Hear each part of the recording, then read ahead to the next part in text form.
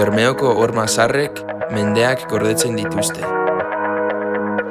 Bistan da, herri zahar hau, inguruko portu garrantzitsuenetako bat zela. Eta oraindik mantentzen da, iragan horren geometria. Bermeoko jendearen izaerak ere, antzinako forma du oraindik. Nire izena Max da, Kentakikoa naiz, eta arkitektura ikasten dut Euskal Herrian. Bermeoko 20. mendeko arkitektura maila gorenekoa da. Batez ere, herrian jaiotako 3 arkitektori esker.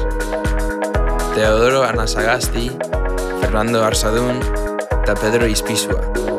Euskal Herriko eta Europako korronte arrazionalista eta modernistan ospe handia lortuz.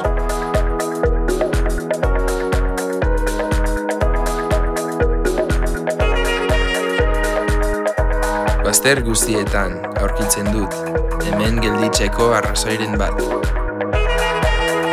Ematen du denboran galdu egiten zarela.